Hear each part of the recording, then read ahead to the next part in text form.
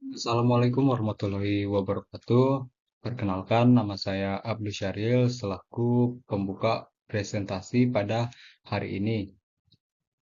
Jadi, hari ini kami akan berbagi mengenai insight mendalam mengenai framework tata kelola TI paling terkemuka yaitu COVID. Jadi dalam 15 menit ke depan kami akan menunjukkan bagaimana COVID menjadi alat strategis untuk memastikan setiap rupiah investasi teknologi yang kita keluarkan benar-benar kembali sebagai nilai bisnis. Oke, sebelum masuk ke materi, izinkan saya memperkenalkan rekan-rekan saya. Yang pertama itu ada Ahmad Fajar, yang kedua saya sendiri Abdul Syaril, yang ketiga Hairil Abdillah, yang keempat Arsa Mulyana, yang kelima Ragil Pangestu, dan yang terakhir Iksan Nugraha. Oke, mari kita masuk ke materi yang ke satu, yaitu tata kelola TI, definisi dan tujuan utama. Jadi definisinya ini adalah sistem terstruktur yang mendefinisikan otoritas struktur dan proses. Tujuannya hanya satu, untuk memastikan TI mendukung bahkan mendorong strategi utama bisnis. Nah, tujuan utama COVID ini, kerangka kerja ini hadir untuk mencapai dua hal krusial. Yang pertama itu penyelarasan strategis atau alignment, menjamin TI bergerak sejalan dengan arah bisnis. Yang kedua yaitu penciptaan nilai atau value creation, yaitu mengoptimalkan penggunaan TI agar menghasilkan keuntungan yang terukur. Fungsi lainnya yaitu mengelola risiko dan mengoptimalkan sumber daya. Jadi secara sederhana, tata kelola TI adalah jembatan yang menghubungkan TI dan bisnis. Ini adalah panduan formal untuk membuat keputusan yang tepat tentang teknologi. COVID membantu kita beralih dari sekedar menggunakan TI menjadi memanfaatkan TI secara strategis dengan fokus utama pada alignment dan value creation. Oke, selanjutnya kita akan membahas evolusi COVID dari versi 5 ke 2019 yang lebih fleksibel. Evolusi kunci COVID, COVID-5 tahun 2012, pendekatan yang solid namun cenderung kurang fleksibel, mengedepankan goals, cascade atau kaskade tujuan sebagai dasar penyelarasan. Nah, COVID 2019 ya versi terbaru, kunci fleksibilitas itu memperkenalkan desain faktor yang memungkinkan kustomisasi mendalam sesuai kebutuhan unik perusahaan. Kemudian kekinian mengintegrasikan praktik modern seperti Agile, DevOps, dan Cloud Computing. Kemudian komprehensif, yaitu menyajikan 40 tujuan tata kelola dan manajemen atau proses. Mungkin sekian yang dapat saya sampaikan. Selanjutnya akan dijelaskan oleh rekan saya.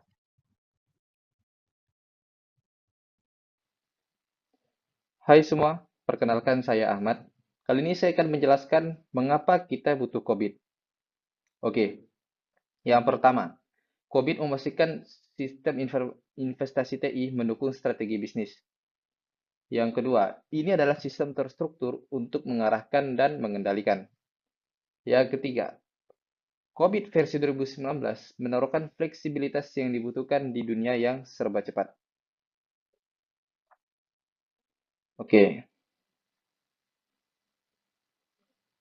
untuk COVID adalah alat yang memberikan kendali kendali atas TI. Setelah memahami tujuannya, mari kita lihat fondasinya. Saya akan menjelaskan pilar utama dari COVID, yaitu pemisahan dan tanggung jawab. Oke, prinsip inti COVID, pemisahan tata kelola dan manajemen. Tata kelola atau governance. fokus pada Evaluate, Direct, and Monitor atau EDM. Tugas dari governance adalah menetapkan arah strategis, menyetujui toleransi risiko, serta memastikan kapal berlayar ke arah yang benar. Nah, pelaku kunci dari eh, governance adalah Dewan Direksi dan Komite Audit atau TI. Yang kedua yaitu manajemen, berfokus pada plan, build, run, and monitor. Tugas dari manajemen adalah melaksanakan strategi yang diarahkan oleh governance. Mereka memastikan mesin kapal beroperasi dengan efisien. Nah, pelaku kunci dari manajemen adalah CEO, CIO, dan manajemen senior. Nah, prinsip paling fundamental dari COVID adalah memisahkan dua fungsi ini. Governance adalah tanggung jawab dewan untuk memastikan adanya nilai dan risiko terkendali. Selanjutnya, manajemen adalah tanggung jawab CIO untuk implementasi harian. Pemisahan ini sangat penting untuk memastikan akuntabilitas dan menghindari konflik kepentingan. Selanjutnya yaitu struktur organisasi, peran dan tanggung jawab kunci. Di struktur organisasi ini, yang pertama, Dewan Direksi berperan untuk menyetujui strategi dan menetapkan profil risiko yang dapat diterima. Nah, sedangkan CIO atau Chief Information Officer berfungsi untuk memimpin manajemen sebagai pemimpin manajemen, bertanggung jawab untuk memastikan semua proses TI berjalan efektif dan melaporkan kembali kinerja tersebut kepada dewan. Selanjutnya yaitu Unit TI, berfungsi untuk melakukan operasional, pengembangan, dan dukungan layanan harian. COVID mengharuskan akuntabilitas yang transparan. CIO bukan hanya sebagai manajer teknis, akan tetapi juga eksekutif yang bertanggung jawab untuk mengimplementasikan arah strategis dewan. Setiap peran memiliki tanggung jawab yang jelas untuk fungsi, tata kelola, atau manajemen. Selanjutnya, yaitu menerjemahkan tujuan dari strategi bisnis ke aksi TI. Nah, proses goals cascade terbagi ke dalam 4 langkah. Yang pertama yaitu kebutuhan stakeholder. Contoh dari kebutuhan stakeholder adalah kebutuhan akan kepatuhan regulasi. Yang kedua yaitu tujuan perusahaan. Contoh dari tujuan perusahaan yaitu peningkatan reputasi dan budaya pelayanan. Yang ketiga yaitu tujuan penyelesaian TI. Contoh dari tujuan penyelesaian TI adalah keamanan informasi yang terjamin. Selanjutnya yaitu tujuan tata kelola atau manajemen. Contoh dari tujuan tata kelola atau manajemen adalah proses Managed Security Service atau DSS 05. Cascade Goals atau Goals Cascade atau Cascade Tujuan adalah alat ajaib COVID. Ini memastikan bahwa tidak ada proses TI yang berjalan tanpa aturan bisnis yang jelas. Ia menerjemahkan kebutuhan tingkat tinggi pemegang saham menjadi proses operasional yang sangat spesifik, menjamin bahwa setiap aktivitas harian unit TI berkontribusi pada strategi perusahaan. Sekian dari saya, terima kasih. Oke, selanjutnya poin kunci dan transisi. Untuk yang pertama, pemisahan EDM, governance, dan PBRM, manajemen adalah fondasi. Yang kedua, goals cascade memastikan elemen yang sempurna antara TI dan bisnis. Oke, fondasi sudah kuat. Sekarang mari kita lihat bagaimana aktivitas TI dikelompokkan. Oke, selanjutnya kita proses COVID-5 domain inti. Untuk yang pertama, satu governance, satu domain EDM, evalue, direct, monitor. Fokus pada strategi dan pengarahan. Yang kedua, manajemen, 4 poin, PBRM, APO, Ellen, plan, organis, phase plan, perencanaan. BAI, build, SQL, implement, phase build. Pembangunan solusi. DSS, deliver service support. Fast run, operasional harian. MEA, monitor, evaluate, assess. Phase monitor, pengukuran kinerja dan kontrol. Oke, untuk penjelasannya inilah jantung COVID-5. Domain yang mencakup 40 proses. EDM adalah kepemimpinan, APO, BAI, dan DSS adalah siklus, plan build, run dari manajemen. MEA adalah proses pengukuran yang memberikan umpan balik, memastikan siklus tata kelola berjalan tertutup dan kesinambungan. Oke, untuk selanjutnya fokus domain, perencanaan, APO dan pembangunan BAI. Untuk yang pertama, APO 05, manage portofolio plan, memastikan investasi TI diprioritaskan dan alokasi sumber daya menghasilkan nilai maksimal. Untuk yang kedua, APO 12, manage risk plan, mengelola risiko TI, menjadikannya teridentifikasi, terukur, dan respons sesuai toleransi perusahaan. Yang ketiga, BAI 07, manage change enablement, will mengatur perubahan seperti update atau migrasi secara formal dan terkendali agar tidak merusak operasional. Proses-proses ini adalah tulang punggung efisiensi APO 05 dan APO 12. Memastikan kita hanya melakukan proyek yang strategis dan aman, sementara BAI 07 melindungi kita dari bencana akibat perubahan yang tidak terencana. Oke, untuk selanjutnya DSS 02. Operasional, DSS, dan pemantauan MEA. DSS 02 Manage Service Operation, run menjaga sistem tetap berjalan stabil dan menangani insiden layanan sehari-hari. DSS 05 Manage Security Service, run proses vital untuk implementasi dan operasional keamanan cyber, pencegahan malware dan deteksi ancaman. MEA 01 Manage Performance and Conformance, monitor mengukur kinerja seluruh proses TAI, KPI, dan melaporkan hasilnya kepada manajemen. Untuk penjelasannya, DSS adalah jantung operasional menjaga layanan tetap hidup. MEA 01 adalah mata dan telinga, memastikan bahwa semua rencana dan membangun berjalan sesuai harapan dan memberikan hasil yang terukur.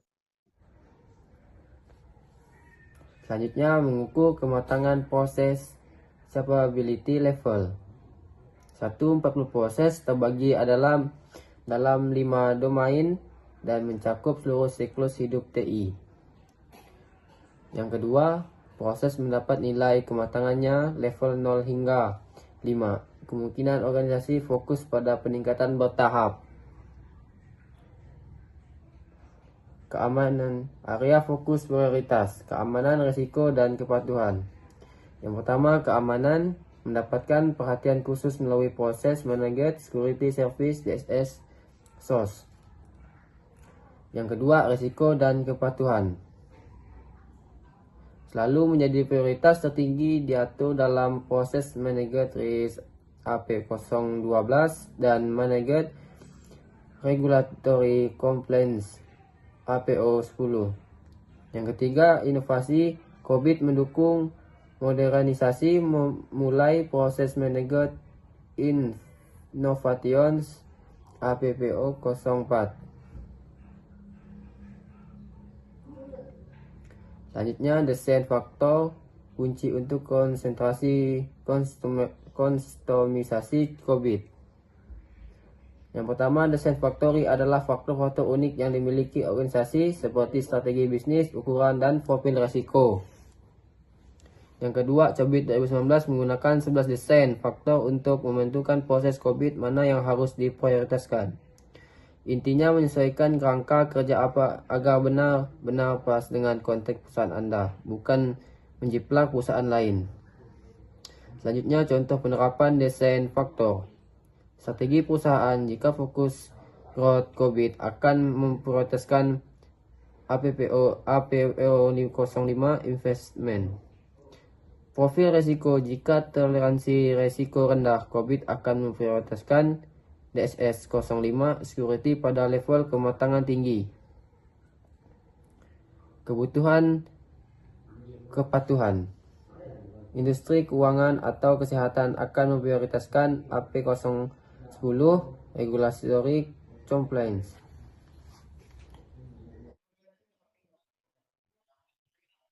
Integrasi COVID dengan standar lain. Yang pertama, COVID versus ITIL. COVID memberitahu apa yang harus diatur atau level governance, sedangkan ITIL memberitahu bagaimana menjalankan operasi harian atau level manajemen, khususnya domain DSS. Yang kedua yaitu COVID versus ISO 27000. COVID menyediakan proses tata kelola untuk memastikan standar keamanan ISO diterapkan secara konsisten. Dengan kata lain, COVID tidak meminta Anda membuang ITIL atau ISO, sebaliknya ia berfungsi sebagai payung, memastikan bahwa semua inisiatif operasional tersebut selaras dengan strategi dan mendapatkan pengarahan serta pemantauan yang tepat dari Dewan Direksi. Manfaat utama penerapan COVID. Keunggulan utama meningkatkan nilai bisnis TI, memastikan investasi TI benar-benar mendukung strategi dan target profitabilitas. Yang kedua, mengelola risiko. Memberikan kontrol yang struktur untuk melindungi aset informasi dari ancaman cyber dan kegagalan operasional. Yang ketiga, mendukung kepatuhan. Memastikan organisasi memenuhi semua kewajiban hukum dan regulasi, mengurangi potensi denda. Dan yang keempat, menciptakan transparansi. Keputusan TI, biaya, dan kinerja menjadi terbuka, jelas, dan dapat dipertanggungjawabkan. Proses COVID bukan hanya soal audit, tetapi soal value. Manfaat utamanya adalah mengubah TI dari sekadar pusat biaya menjadi aset yang transparan dan dapat dikendalikan. Pengendalian risiko yang baik hari ini berarti menghindari kerugian reputasi dan finansial di masa depan. Di kasus yang pertama yaitu analisis kematangan proses. Kami mengambil referensi dari jurnal yang berjudul Analisis COVID-5 pada Tata Kelola Teknologi Informasi untuk mendukung pencapaian tujuan organisasi.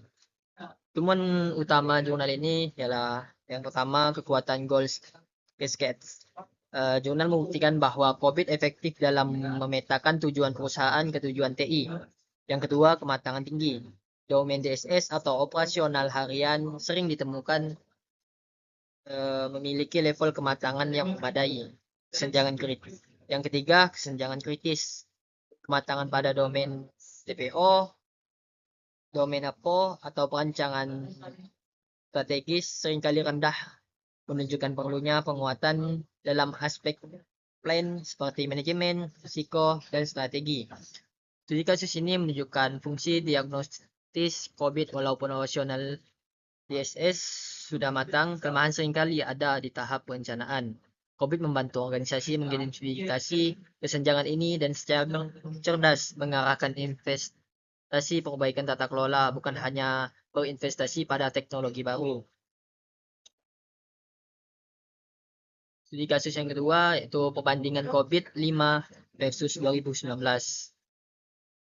Referensi yang kami ambil dari jurnal yang berjudul Kajian Perbandingan COVID-5 dengan COVID 2019 sebagai framework tata kelola TI.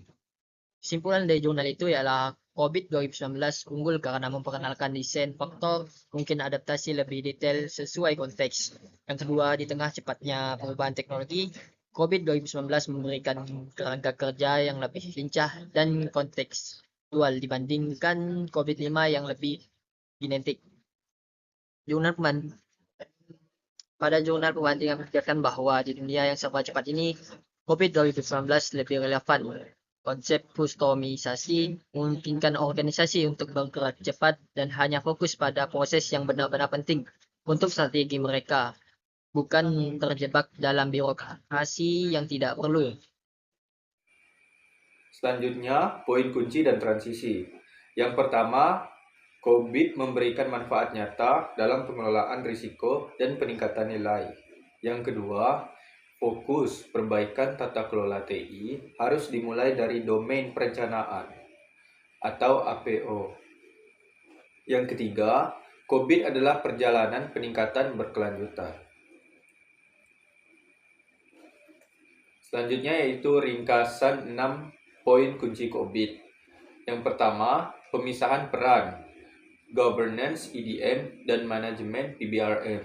Yang kedua, goals cascade, penyelarasan tujuan bisnis TI. Yang ketiga, 5 domain, siklus, plan, build, run, dan monitor. Yang keempat, 40 proses, panduan kerja TI terperinci. Yang kelima, design features, alat untuk kustomisasi prioritas. Yang keenam, fokus, menciptakan nilai sambil mengelola risiko. Selanjutnya yaitu langkah implementasi, memulai dengan gap analisis. Yang pertama, identifikasi pemicu. Tentukan masalah bisnis utama yang perlu diselesaikan TI. Yang kedua, penilaian kematangan atau gap analysis, yaitu bandingkan level kemampuan proses TI Anda saat ini dengan level target yang dibutuhkan. Yang ketiga, rencana perbaikan bertahap. Fokus pada peningkatan proses kritis yang memiliki kesenjangan terbesar dan selaras dengan design features Anda. Pesan penutup, COBIT sebagai investasi strategis. TI kini adalah jantung bisnis. COBIT memastikan bahwa jantung tersebut berdetak ke arah yang benar, menghasilkan nilai yang maksimal, dan terlindungi dengan baik dari setiap ancaman. Sekian presentasi dari kami. Assalamualaikum warahmatullahi wabarakatuh.